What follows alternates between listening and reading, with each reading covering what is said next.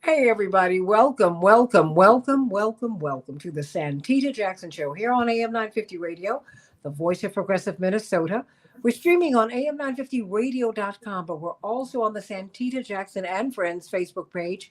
Now, everybody, that's the only place where I can receive friends. So please go there. Facebook is purging you from my life, and I don't like it. But on these landing pages, they limit the number of people you can get through. So that's why I had to open up the Santita Jackson and Friends fan page, and I named it thusly because you are my friends. So please go there and go to the Santita Jackson Show YouTube channel. That's where we really need you to go. Shalom, Robert, sending you so much love. Please go there and click the subscribe button and like and share the show. Like and share the show, and go to at Santita J on X. All right, there is so much going on. We are a week away from the election. Who would have thunk it? But we are here. But we're actually in election season. Early voting has started. There are about 41, 42 million people who have already voted. And by the time you hear this broadcast, it might be up to 43 or 44. People are very, very engaged. Even in a state like North Carolina that's been as hard hit by the hurricane as they have been. Last week, they had 1.4 million voters. People are getting out and they're voting. They're engaged, and I hope that you are too. Go to vote.org. Find out if you are still on the registration rolls. We need you to find out there. Then, if you find out that you're not, if you're in a same day on site registration state, go on to get registered at vote.org. But if you're not at a same day, in a same day on-site registration state, and you have not registered or you've been purged from the rolls, don't worry about it. Still register, because they're saying that the presidential race and many races are tighter than this. One word, tighter than this. So what you need to do is get registered and be ready for these runoffs, because we don't know what's going to happen in this election. But we do know we're praying for peace, and we're praying for a peaceful, and we're gonna work toward a peaceful transition of power, everybody. Even though Americans tend to be seditious in nature, that's how we get down. We're born of revolution. Yes, we are. But we have had a Dr. Martin Luther King who showed us another way, Bayard Rustin. They showed us another way, nonviolent resistance. We can do it. We can do it, everybody. So get out and vote, because that's the only way that this great American project can work. So, are we a democracy or are we a republic? Well, we are actually a constitutional republic that has democratic elements. Therefore, you have an electoral college and you have a popular vote. Democratic on one side, Republicanism on the other. Now, one of the things, that a funny thing happened on the way to the forum. Attorney Anastasia Sinat, my dear sister and soror, Delta Sigma Theta in the house. We love all of the Divine Nine. Haitian American Lawyers Association president. And so I had to get this brilliant, brilliant man who I've been reading and following for some time to talk to us about the Electoral College. I know his time is tight, so we're going to just give him the runway to talk to us about it, because I've been looking at the battleground states, Patrick Rosensteel, and I want to thank you for joining us today, because I know that you are busy, but you are, of course, with nationalpopularvote.com. And I urge people to go to that site, get involved, give them your support, because they really help us to understand, that's how you elect a president. That's why these state races are so important, because the states control who is president. But one piece that I had not really considered, Patrick Rosensteel, some states are winner take all, other states are not. Some states you have to campaign rather surgically so that you can at least win these congressional districts, because if you win the congressional districts, you can see some of the electoral votes. In other states, like Georgia, it's winner take all. You can get 49.9999% of the vote. You are not going to get one electoral vote. You got to help me to understand this. All I know is that, from what I understand, that the Electoral College has roots in slavery. So just help me to what is the Electoral College, number one? Yeah. And Americans, more and more Americans don't want it anymore. But do we really know what it is? Yeah, well, I mean, I can tell you everything I know about the Electoral College, but that would take probably put all of your listeners to sleep. In the end, suffice to say, you're right that states have different methods they use with which they award electors, right? And so what I think most people don't understand is that the Electoral College isn't the current. I mean, the way we use the Electoral College is what leads to various states having various different methods. So I will say that if you read Article 2, Section 1 of the U.S. Constitution, right, it says plainly each state shall appoint in such manner as the legislature thereof may direct a number of electors, right? So the state-based winner-take-all system that controls our presidential politics is nowhere in the United States Constitution. It's not in any way ingrained in the Electoral College. It's simply how states over time adopted state statutes to use the power to award electors. And so when that happens, right, you're right that the current method is grounded in slavery quite a bit. Because what happened in the first presidential elections is a lot of states had different methods they used to award electors.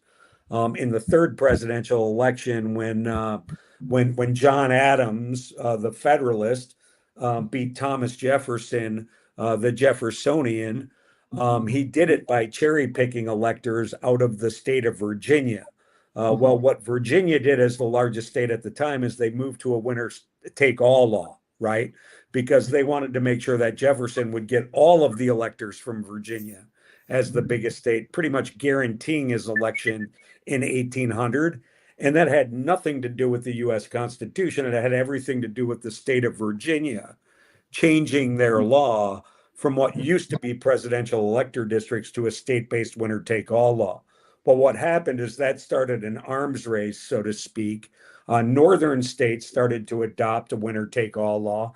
Southern states would adopt winner-take-all laws so that they would consolidate the political power of the states when they were electing the president. Well, that relic of a system, I don't want to say I support the reason they moved to a state-based winner-take-all system, but I kind of understand the rationality of using the power that way. But what it's resulted in is a current system where 4 out of 5 American voters are totally ignored in presidential elections. And, we're all worried about what happens in the state of North Carolina because it's a battleground state or it's a swing state that might affect the ultimate outcome. And the number of battleground states are shrinking. So most of us, like I live in Minnesota, happen to be a Republican trapped behind the blue wall in Minnesota, talked to a lot of Democrats in ruby red Oklahoma.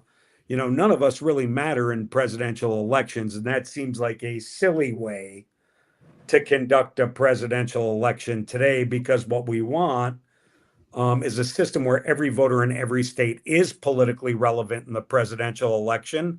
Because then whether my candidate wins or loses, I might be able to set down my jersey, you know what I mean, and be better at living with the result. And the president will have the full-throated support of the most American voters. In many places, they call that the bully pulpit. So, national popular vote says that when states with 270 or more electoral votes have our bill in place, we're going to have a national popular vote for president, right? Because those states agree, the compacting states agree to award their electors based on who wins the most popular votes in all 50 states and the District of Columbia. And it's the only way I know how to make every voter in every state politically relevant in a presidential election. And that's what we should be doing when we're electing a president of the United States. We shouldn't be running for governor of North Carolina or governor of Pennsylvania or Michigan just because they happen to be closely divided battleground states. Well, we're talking with Patrick Rosensteel of nationalpopularvote.com. And I have to tell you, I'm a registered Democrat, but I'm an independent one. This to me is not a partisan issue. This is a patriotic issue. And this is about fairness. I didn't play team sports. I played tennis. Okay. But my brothers who played football. You can play doubles. Well, okay. I did do a little bit of that. Okay. But my father, because he wanted me to learn a sport. My mother was like, what do you want her to do? Put on cleats? But that's another story. Because he made me learn about all these sports. But I learned a lot in sports. And I saw him really coaching my brothers through sports because they all played high school and college football. He said, you win and lose with equanimity. He said, now, I want you to play to win, but Attorney Anastasi Sinat, if you lose, he said, I want you to lose with grace. I don't want you to get used to it. But if the playing field is even and the goals are clear and the rules are made plain to everybody, we can live with the results. And I think that's why you see people leave the field of athletic battle and even wars, and they respect each other because we played by the same set of rules. That's why I think war crimes are so awful, because it's like, wait, but you're breaking the rules here, right? You know, I mean, I'm not into war at all, but I'm just saying there are rules. And what I'm seeing that in Georgia, they have a winner take all system, but in Nebraska, they don't, which means you have to campaign differently. I can see how President Trump won, and I saw it in 2016. My brother Jonathan, who's in Congress now, said, let me tell you what he did do. He said, you heard of the flyover states, right? I said, yeah. He said, well, he didn't fly over them. He said, what he did, yeah, Anastasi Sinat, Attorney Sinat, what he did was he campaigned in a very precise way. It was surgical, because you need to win congressional districts, and that's how you peel away. But I'm not mad about that. But I just want an even system. First of all, this electoral college, why do we need it in 2024, Patrick? I mean, Well, I mean, I don't know that the electoral. So my focus isn't on abolishing the electoral college. My uh-huh. focus is on having a national popular vote for president. And if you read the Constitution, you don't have to eliminate the electoral college to have a national popular vote Okay. for president, where we'll all be playing under the same rules, right? So if you go to nationalpopularvote.com, and if you understand that interstate compacts are agreements amongst the states, right? And if you understand that the National Popular Vote Interstate Compact takes effect when states with 270 electoral votes have it in Mhm. place. And when that happens, we will have a national popular vote for president, which is a system where there will be no flyover states, right? Where 4 out of 5 American voters won't be ignored, where we'll all be equally relevant with our voice. Because the real disadvantage is that there's a battleground state and there's a flyover state, right? So, for Yes. example, South Dakota, California, Texas, New York, Minnesota, I can rattle them off because, you know, uh, 4 out of 5 states are politically irrelevant in the presidential election.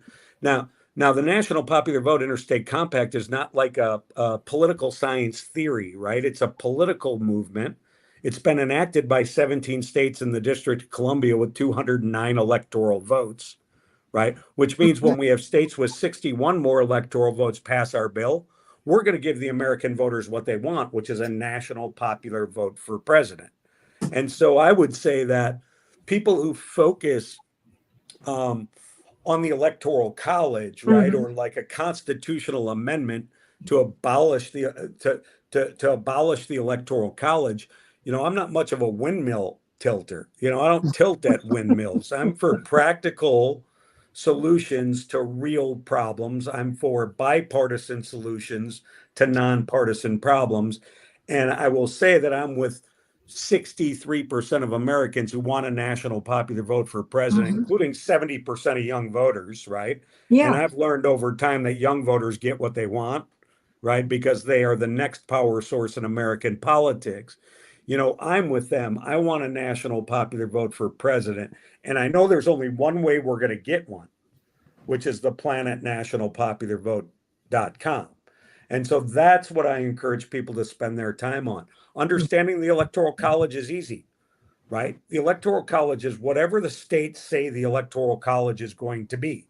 Mm-hmm. The Electoral College is based on a total number of representatives in Congress. The states have the exclusive or plenary power. My lawyer friend will know what I'm talking about here, but the states have the plenary power to award electors.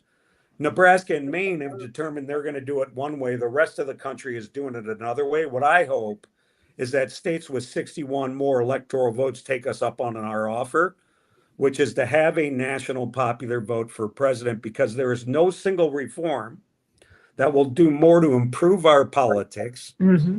than the national popular vote interstate compact. If you're interested in more participation, not less, in presidential elections, there's only one reform that's worth getting behind, in my estimation, and it is the National Popular Vote Interstate Compact. The reason I say that is because I know turnout's 11 points higher in battleground states than it is in flyover states. Why? Because battleground state voters know they're going to determine the outcome of the presidential election. They know that their vote is hyper important. You know what I mean? The rest of us, sometimes we stay home and clean our gutters because we know, that the Democratic candidate, for example, is going to win my home state of Minnesota before I even know the nominee. So why Right? go? So Yeah, well, and so I stood in line to vote because I'm not one of those people who thinks the presidential election is the most important election in my life, Mhm. right? But because so many people view that as the brand standard election and they don't turn out, that has a huge impact in down ballot races. It has a huge impact in political participation. It has a huge impact in the credibility and validity of the outcome. So, for example, I got one prediction about I was going to say, can I jump in very Yeah, go ahead, quickly, please. Patrick? I wanted to touch on a couple of things that you brought up. You are correct that the Electoral College was created during a divisive time of the United States. That divisive time, as Santita Jackson has already pointed out, was during slavery. Now, how did we get to the custom of being counted as Black people? What happened was in the South, there were so many more Black people who were enslaved in bondage that they would not be considered voters. And of course, in the northern states, there were more Europeans, right? More individuals with land that would have been considered voters. And so, what they did to try to resolve the unfairness, right? That's what they called it, unfairness of those individuals being able to vote out of the South and get their vote counted in the Electoral College. They give Black men, not women, but Black men specifically, 3/5 of a vote. It wasn't until, so that was 1776, all the way up until after the Civil War, which is, it ended in 1864. Then they took out the 3/5. But, historically, we've been through all of the different ways in which people have had their votes suppressed. The Electoral College, in its infancy, worked for the 13 colonies. Okay. It worked for the smaller population size of the United States. Does that translate into 2024? I would agree that it probably does not. At this point, since so many different things can go into consideration, including just what you're kind of speaking of, which is just straight popular vote. Every voice counts, every vote count, one vote, one voice. And then let's say, for example, I believe President Trump lost to Joe Biden in the last election by 81 plus million votes. And I think he had a little like 74 million or something like that. But he lost, it was like 75, between 75 and 76 million, right? Yeah. But So I do know if we did straight popularity, no Electoral College, Joe Biden still would have won, right? But in this particular situation, what we're talking about is in the event that these flyover states or the swing states create what we call a tie in the Electoral College. This brings me to my second point. What happens? This is why voting down ballot is important, because what happens when there's a tie, Congress gets to vote. Congress gets to make the determination as to who is the vice president, which is the Senate, and then who is the president, which is actually the House of Representatives. So, for example, if the House of Representatives are majority Republican, right? Let's just assume everybody's straight party ticket votes, right? Then the Republican nominee would ultimately become president. Now, when it comes to the Senate, same thing. Let's think about, what is the Senate looking like? Is it straight Republican? Is it straight Democrat? If it is, then whoever the Senate gives as a majority, which is 26, right, people, because we got 51, then that person, right, would become the vice president, right? Typically, what would happen is you choose the same party, right? You choose Republican, Republican, Democrat, Democrat. But it could go the other way if we get to a situation in which there's a tie in the Electoral College, because it still exists today. They would not necessarily consider the popular vote, as Patrick has mentioned already. And so it does kind of silence a few people, or people will feel like they're being silenced. But the truth is, you're not being silenced because you have the power to put people into the House of Representatives, which is the down ballot voting, right? You have the power to put people in Senate, which, even though it happens every 6 years, you still have the power to do that. So when we're thinking about the importance of the Electoral College in today, it probably doesn't carry as much weight with the way that we do business. Everything we've been doing so far has been electronic. If we could all just go in, do our electronic vote, and each one of our votes count as one vote, one voice, that would be fine. But we're not in that situation. We're still going by this 200 plus year way of doing business, right? So in because we are doing that, we have to consider the possibility, what if there is a tie? And what would happen if there is a tie? If there's a tie, then we have to really think about everybody we voted down ballot. But let Who's me our tell you allies? something. Let me interrupt you here, because it's not just the tie, Patrick, and an attorney, Anastasia Sinat, in the Electoral College, because that doesn't happen until December. I'm thinking about November 6th, 7th, 8th, 9th, 10th, 11th. If you have the popular vote that is as tight as they're saying that it will be from people who will vote. See, the thing is, too many people are not counted. Okay, I mean, Georgia, if you get 49.9999% of the vote, you get no electoral representation in the college. That Well, is states not. have different ways of being able to select someone to come in No, no, and no, make no, no, sure no, that their no. vote is They counted. they no, they have a winner take all system in Georgia. Many Yeah. of these states, these battleground states are Here's winner take yeah. all.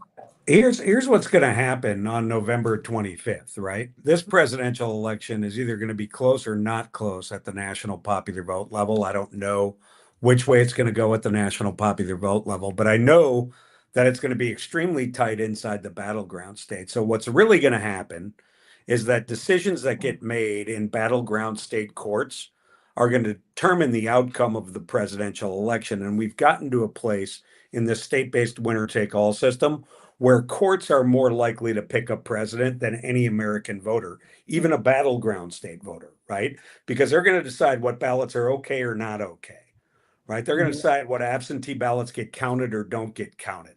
They're going to determine which ones get spoiled and don't get spoiled. And so when you look at the 2000 election, which was one of the first divergent elections of my lifetime, it was the first divergent election of my lifetime.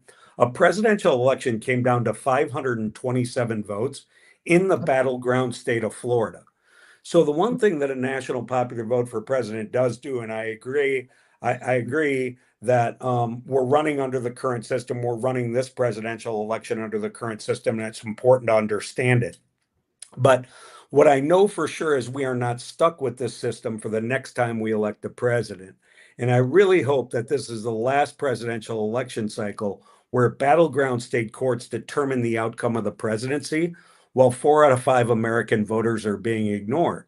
And frankly, if everybody who wants to fix that problem gets their shoulder to the wheel and supports nationalpopularvote.com, we can have an election where voters are back in charge, where I every like that voter in plug you every put in state. there. What's that? I love it too. I Well, like for that sure. plug you put I right mean, in there. I'm not here. I'm not here as an academic No. exercise. I'm here as a political activist who Yeah. understands, or somebody who understands sort of there isn't a single redeeming quality to the current system. And if we want to talk about black voters, black voters in the American South are absolutely ignored under the current system Absolutely. outside of Georgia right now. It's like there are more black voters trapped behind the blue or red wall in their states that Absolutely. don't have any significant sort of bearing on the outcome of a presidential election. And sort of when you talk about, when you talk about the Voter Voting Rights suppression. Act, Yeah. but when you talk about the Voting Rights Act, or when you talk about the 14th Amendment, you know what I mean? It's like, okay, to what purpose in a presidential election? That was all about advancing the cause of our democracy by applying a fundamental principle of American democracy, right? Which is one person, one vote. Every voter should be treated equally in an election. And a national popular vote for president is the only way to do that in a presidential election. So I think, the academic conversation around all this is interesting. I can have it all day long. But in the end, this is about advocacy. This is about getting your shoulder to the wheel. This is about advancing the cause of our American democracy by making sure that every voter matters in every state. Because we shouldn't just worry about voter suppression, for example, or fraud, depending on which way you look at it, right? There are different lenses. We shouldn't just worry about that in the battleground states. Those should be important issues in all 50 states in the District of Columbia. That's You would right. think that purging think that's voter why the rolls in federal North Carolina legislation is the is out only there. place it happens. That's not the only place it happens. Well, Or you if know, you but talk- that's yeah, go ahead. why no. But that's why I wanted you here today to talk about the interstate compact, because the system is not working, No. and Americans know it. Yeah. Okay, so my thing is, I invited you here because of the work that you're doing to that end, because I believe in the popular vote. I'm saying to you, I can look. I'm a Baptist, but there's an old saying in the Black church: "I'm a Baptist, but I'm glad God isn't." Okay, Yeah. what I want is fairness. Yeah. I can live with it all, because Dr. King said, the greatness of America is that you have the right to fight for the right to fight for the right. But therefore we need every vote to count, every vote to matter. Lonnie Guinier, and you remember when she was nominated to be one of the assistant attorney generals, and she was attacked because they said she had some wacky ideas, which are very akin to yours. She said, our form of governing and voting is immature. Attorney Sinat. I heard her give it at a speech at the Oh, Rainbow well, no, Foot there's Convention. articles that say most Americans don't want the electoral college. No, I'm Yeah. just telling you what I heard her say. Mhm. And she said, to have an I win, you lose system of governance and is so immature, and it leaves people angry. That is what George Washington talked about when he said, look, this two-party, please don't do that.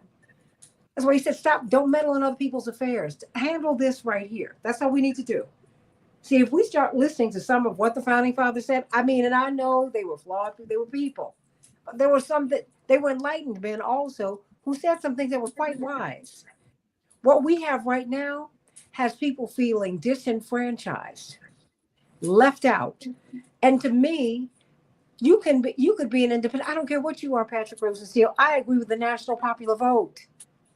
I affirm your right as a human being, as an American, to be a part of whatever party you want, or not be a part of one.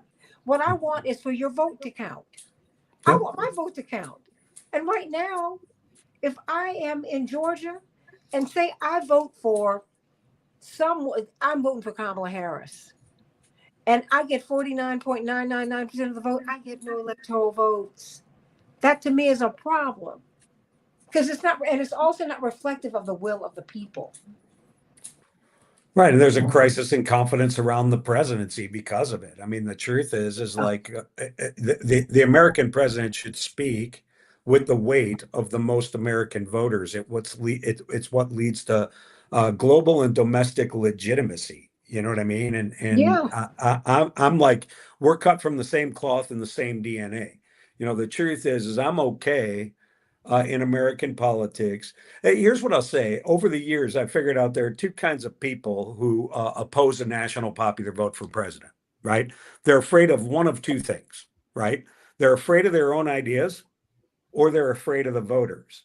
And my position is, if you're afraid of your own ideas and you're afraid of the voters, you should probably look for a different line of work than politics.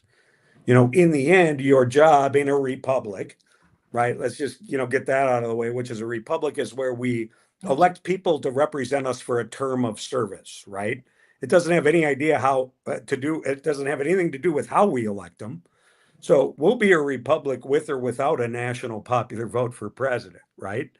So in the end, what we need elected representatives. We need to elect somebody to the presidency who speaks with the full-throated confidence and voice of the most American voters. And what could possibly be controversial about that? There is no controversy around it. And you were right to point out that national popular vote is not a Republican or a Democrat idea. Mm. We are a movement of Democrats, Republicans, independents, liberals, conservatives, and moderates who simply believe that the principle of one person, one vote should apply to presidential elections. And so, in the end, it's right to point out that if nobody gets to 270 electoral votes, it doesn't have to be a tie. In this case, it's likely to be a tie, right? Because there isn't a third party trying to force the presidential campaign into Congress, right? There isn't a third party candidate that could dip it below 270, right?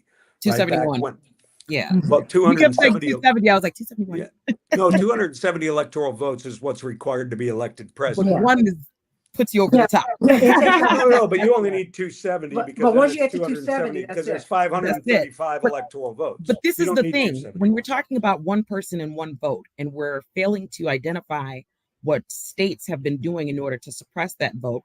For example, we brought up Georgia, criminalizing people for assisting, for example, someone who's elderly, disabled, or someone who apparently has some kind of health condition.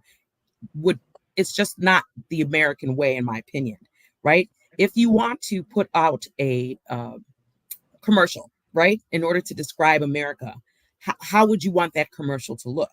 Would that commercial say Georgia's got it right? And I would say no, Georgia does not have it right.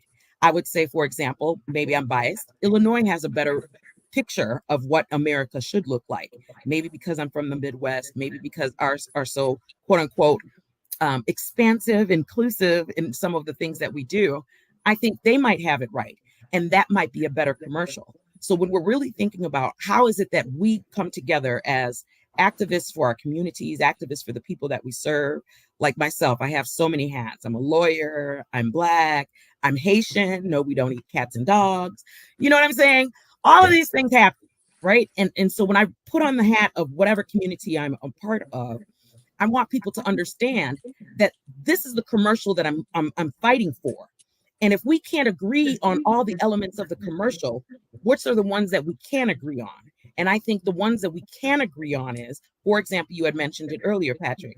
We don't want fraud in the election. We don't want, for example, the guy that was an electoral voter. I think he came out of Nebraska. He was 91 years old. He voted for Trump in 2016, but he didn't even survive to vote for Trump again in 2020, right?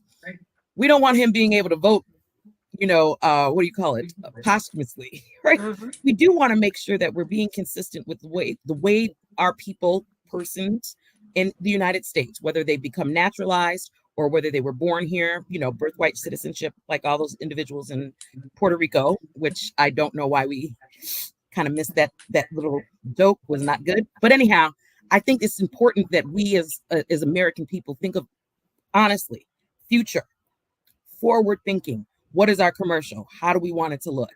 And I don't think that Georgia's got it right. And I think a lot of these states do not have it right.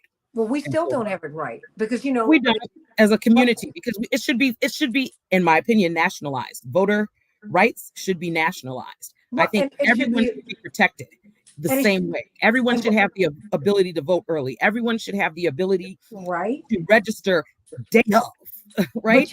But I mean, that's look, why I said my commercial from Illinois looks better than a lot of commercials out there. Well, no, but remember, the American project is an evolving one, which is why I'm asking Patrick Rosensteel today, what does your commercial look like? I mean, because I want to see, because I need to see where it is that we need to go and how do we get there. Look, mine's super simple. Mhm. I'm really so I think we probably share a lot of the same values on this interview, right? I believe that every American citizen should have the right to vote. And I think it should be easy for every American citizen to vote once. I mean, I don't think that's a very controversial idea, right?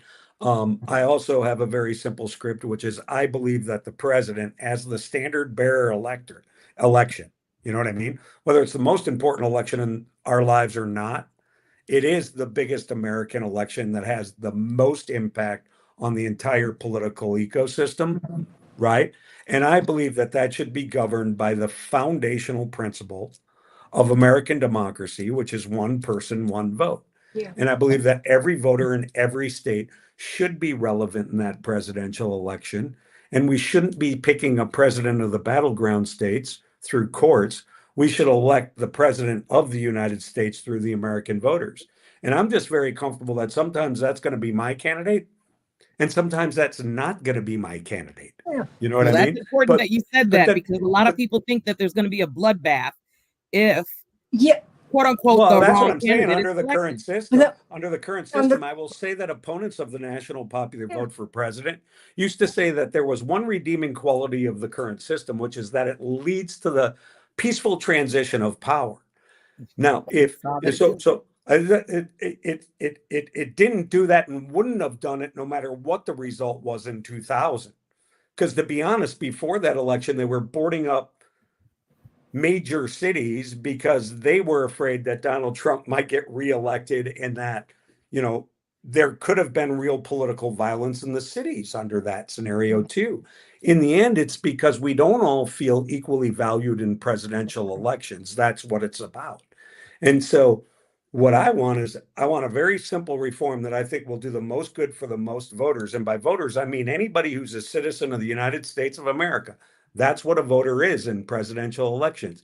And every voter, no matter what zip code they live in, should have access to the ballot, should be encouraged to vote, should be encouraged to vote for the candidate they support. And whichever candidate gets the most votes from the American voters should be elected president. If that happens to be the other candidate, not mine, all I'm going to do is suit up and show up the next time and try to get more organized. You know what I mean? And advance the cause of my ideas while I respect everybody else's ideas. And, in the end, I think that's why, I'm a one-trick pony when it comes to election reform, because I actually believe that there is only one reform that will do the most to improve the politics of our nation, right? Because I'm sick of everybody thinking of themselves as red state or blue state voters. Oh, What I'd like for everybody to think about is I'm a voter. You know what I mean? I believe that this man or woman will lead our country best.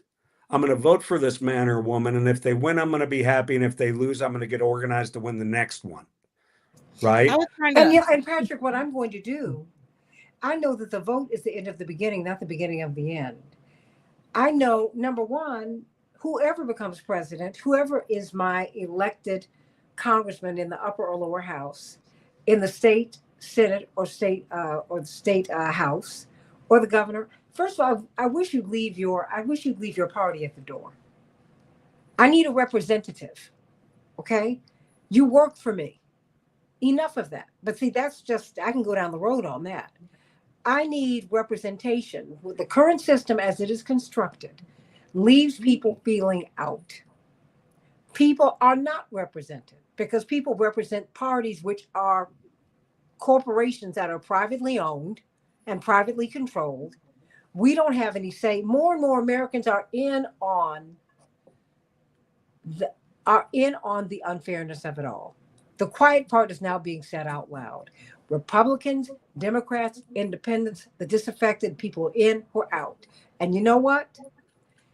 America, the beauty of the Constitution and the beauty of our country is that we can change things. The Constitution left you space to change the government if it wasn't working. No one wants to talk about that. No, should we do it peacefully? Absolutely. But we're not a static people. We're a dynamic people.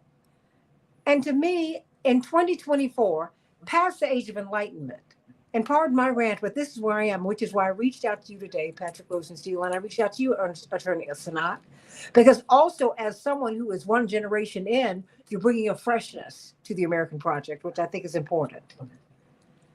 That having been said, as someone who is, my family's known as a Democratic family, but guess what? We work with everybody. I've been a pundit on Fox News. Roger Ailes hired me. He's one of the best things that ever happened to me. One of the best mentors I ever had. Because he said, no, I want you to learn how to make an argument to people who might Google you and disagree with you because they don't like your dad. But you know what? You're a likable person. He said, you also make some sense. He said, I disagree with you on some things, but I like you. So, and it really is about creating a conversation. That's what we're trying to do here. Because the system, as Lonnie Guinier said it, may she rest in peace, more than about almost 30 years ago, she said to have this I win, you lose system does not work for people. She said this then. This was like 19, well, I guess it was like 1992, 93. She said, it doesn't work. It's not working for us. And what we have right now is not working. People feel, I mean, I would, if I were a Trump voter and Kamala Harris won by one vote, and you all might get upset with me, I'd be very upset because I wouldn't be represented in the Electoral College. That's not right. And I can say that as a mature person, I'm from a family of 5 kids. My mother said, you know what? Your father and I believe in democracy. She said, but if you think your 5 votes outweigh our 2 votes, you're out of your mind because we still have to cover you. She said, now on the day you can stand on your feet, things will change. Until such time, shut up. So things will even out when you get older and when you have your own house and you're paying your own bills. How about that? But while you're sitting on me, no. Your father and I check you. But when you go into maturity, which is where I think Americans are moving, things change. I don't need an electoral college. But you know what? Since you've told me, wait a minute, we don't have to wait on a constitutional convention. We don't need to change that. If the states, as they come together on so many other things, if they enter into a compact with one another, we can settle this right now. And if you don't want another January 6th or whatever that was, you need to make it fair for people. People need to feel heard. But that's interesting that both of you said that. And the people that were, first of all, in the first assassination attempt of former President Trump, it was of someone who was a Republican. In the second assassination attempt, where the guy was arrested, the person was a Republican. How are they not being heard if they're not only from that party, but that party is the candidate? So I think that kind of language. That was not, but that was not a party thing. With Trump, he has been painted as someone you're. But that's what I'm saying. A lot of people are not making decisions based on party. No, they're not. Particularly today, they're like you. You're they're a not. registered Democrat, but you're independent. Same with Oprah. She's a registered independent. No. I know I'm an independent. Trump. No, wait a minute. Let me say this. I've not had we don't come from the same place. I've been in the room. Mm-hmm. And I grew up in Chicago, where you had a Democratic Party that was oppressive, and you had Lincoln Republicans you could work with. I don't do my politics that way. Politics is about power. Poor people do parties. The people who run the world don't even care about parties. They just run the world. We need It's our moral compass that needs to be changed. It's not necessarily the party, the delineation of the parties. It really needs to be our moral compass. We should not be seeking violence when we don't get what we want. We should not be throwing baby tantrums. No, but when it's we not don't baby get what we want. But the thing is, you have microaggressions, Anastasia. And when you have all of these Americans who do not feel heard, when you have a flyover state, that's crazy. In America? But you shouldn't resort to violence. That's inappropriate. I'm from, my parents worked for Dr. King. Trust me, I get it. Not violent. No. But I'm saying when you, I haven't heard anybody advocate for violence. Nobody's in this conversation. Well, not in this conversation. I'm saying that there were other reports and media outlets that were saying that if there were some people that would go violent, we would have another civil war. That's like throwing a big baby tantrum. No. You're 5 years old. No, but it's not a baby tantrum. When people feel disrespected, and you continue to do that, you know, everybody has a breaking point. You have Americans who cannot afford groceries. 60% of Americans cannot afford their groceries. I just saw that data today. Mm-hmm. The University of Chicago, Patrick Rosenstiel, is $100,000 a year. Undergraduate for tuition. Yeah, laugh, because guess what? Who can afford No. I have 3 kids in college. That, right? So like I have 3 kids in college. It is beyond. This is insane. People can't buy houses. They can't afford rent. Yeah. So, you know, and they're working 2 and 3 jobs. They're doing everything they can. Wait a minute. I'm coming from a place of comfort. I live in a nice little place. I got a nice life. I'm working all the time. But I'm saying most of us are an illness away from bankruptcy. That's not America. I have had it. Let me say one thing about the earlier conversation, which is getting back to. No. I mean, all that's good, but sort of the so the environment, the political environment in America is toxic. Period. Yes. right? So Yeah. so the political environment in America is toxic, and I don't think any party bears the brunt of 100% of that responsibility in any way, shape, or form. I think we can all agree that when the political environment in America is toxic, we are responsible, meaning All of it.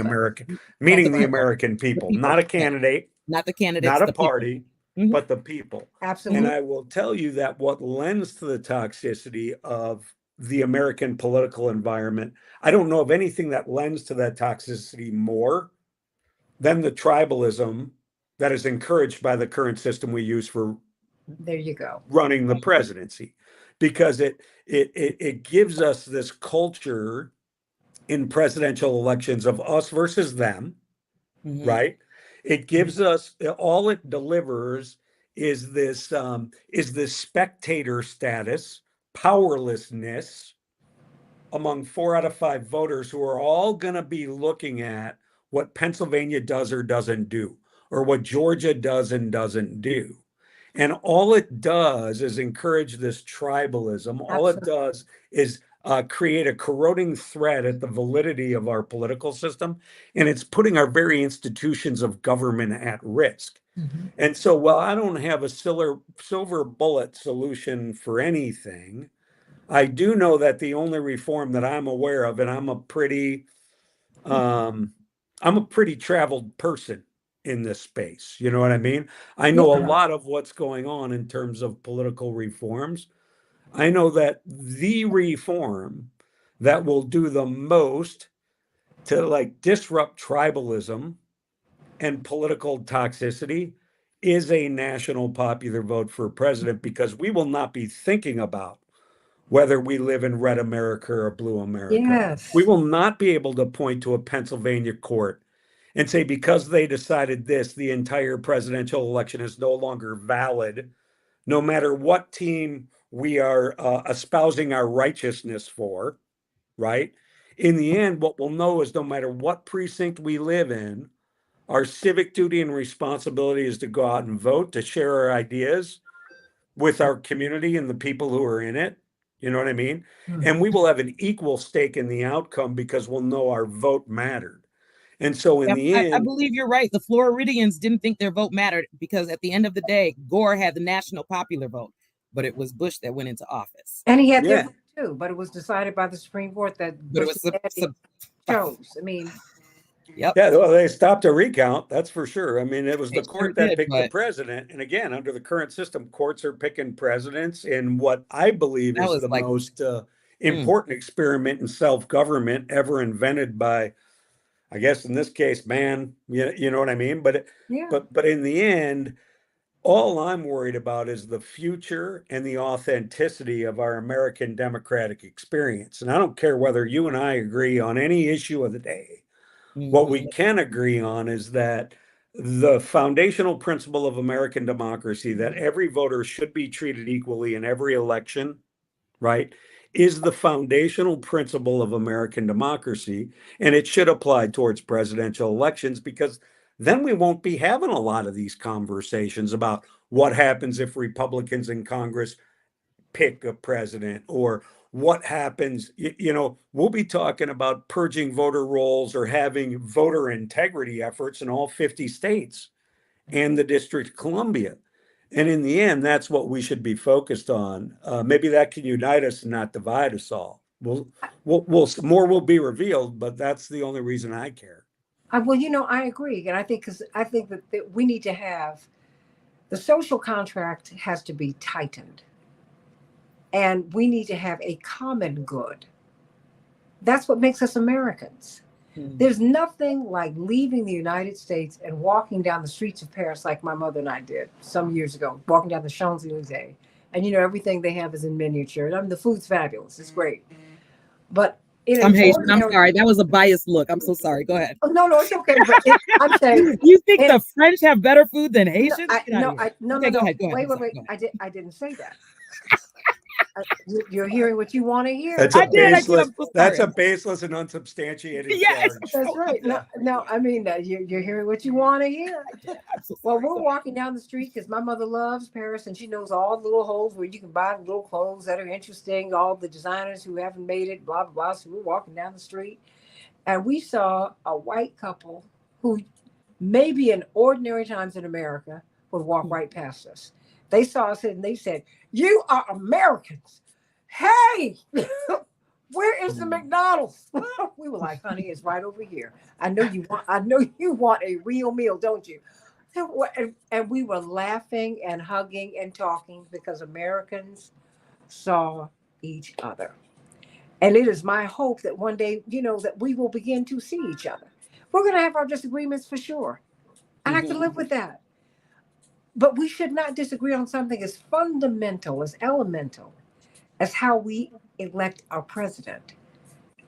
That's not right. I mean, because you appoint a senator and you must run for the House of Representatives if something happens. I mean, come on. We're bigger than that. But I'm going to give I'm going to give you 2 minutes, Attorney Sanat. Brilliant. My little pugnacious sorority sister. And then you're going to close us out, Patrick Rosensteel. Attorney Sanat. Well, I'm glad that you actually brought up about how the world sees us when we leave this country. In this country, I mean, Patrick Rosensteel had brought it up. We are kind of tribal. We are more likely to group ourselves with each other. And in fact, we still do this race counting on the census. Who's Black, who's Asian, who's Middle Eastern, who's that. But the truth is, if you come from the United States and you were born here, they're just going to see you as an American outside of here.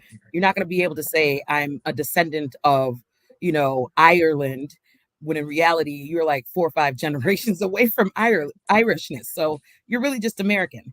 And I think that that's something that we need to strive together as a community of Americans so that we can come collectively to try to re-image ourselves worldwide. Because I think right now, the toxicity of what we've been portraying, I think, like I said, I think it's sometimes there's too many baby tantrums that make the media. And I would prefer that they not make the media. I would prefer the intellectuals and those who are committed to seeing us advance and move forward make the media more than the intellectuals that are not really trying to do it the right way. So I hope that in this conversation, people not only learn what is our current system, how does it really work, how is your vote really being counted, right? In your state, you'll have to look it up. But the truth is, we do have a voice. We still should vote. We still need to at least get the Electoral College to see our voice in that way so that the president of your choice can be elected, at least has a chance. So thank you, Santita. Thank you, Patrick Rosensteel. It was nice meeting you. Patrick Rosensteel, your closing thoughts? Oh yeah, the pleasure was mine. It's nice to meet you as well. And so look, if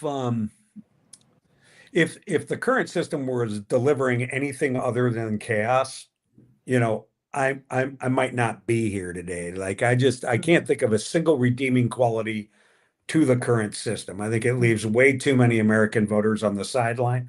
I think American voters know that.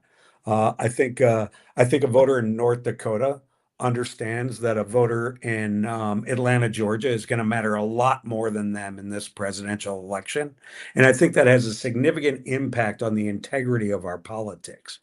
And so, like, the only reason I'm a proponent of reform is because I can't think of a single redeeming quality to a system that leaves 4 out of 5 American voters on the political sideline. Where we're pointing at the process or lack of process in other states, you know what I mean? And declaring results of elections illegitimate is what it comes down to. And so, a national popular vote for president's an easy thing to achieve. I've been working on it since 2007.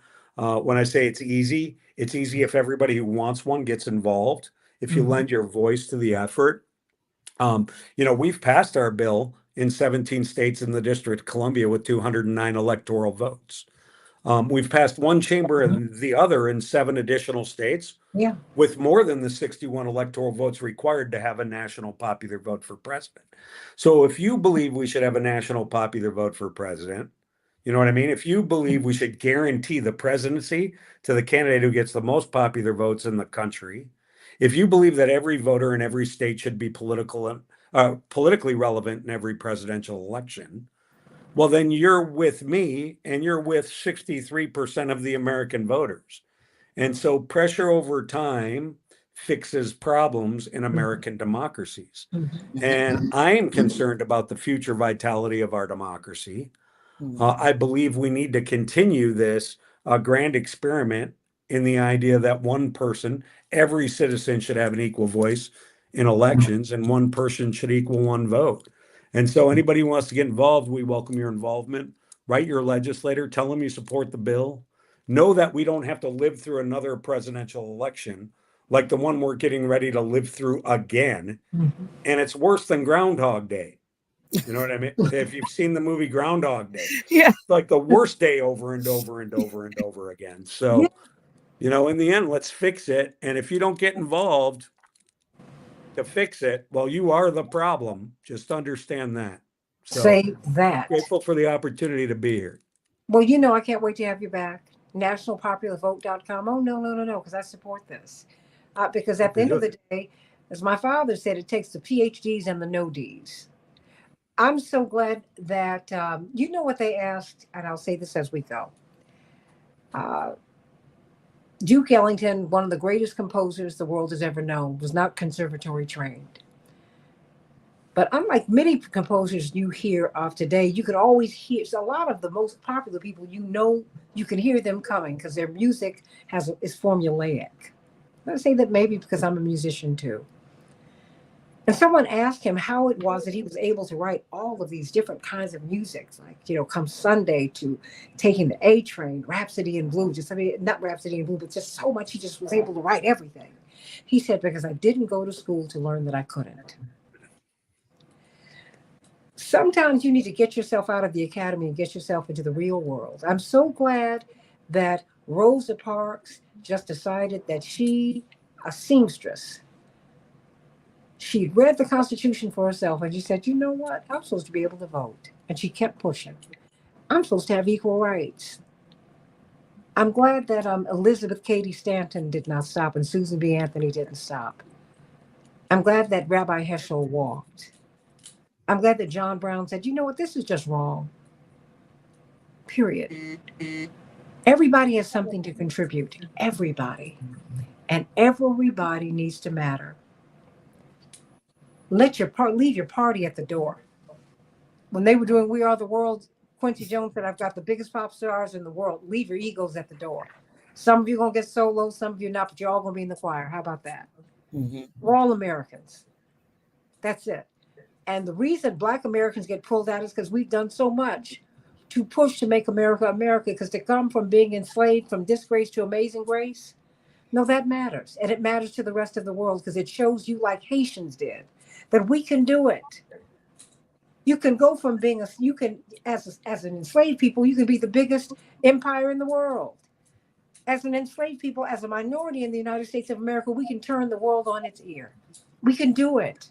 In America, we can do it. The NationalPopularVote.com, get involved. Ask your legislators to be a part of this compact. Americans deserve this. Patrick Rosensteel, we thank you for your work. A great patriot you are. Well, thank you. Blessings to you. Blessings to you, my sister, my wonderful patriot. And blessings to all of you. That's right. All of you wonderful patriots. Ooh, that's sorority thing. Little sorority thing. I know. But everybody, all right. That's right. Get to it, everybody. Let's make America work. Let's make it work. And it can. God bless you. Know that you have a home here, Patrick Rosensteel. Thank you, Santita. It's great to be on. God bless you. All right. Love you. God bless you. Bye-bye.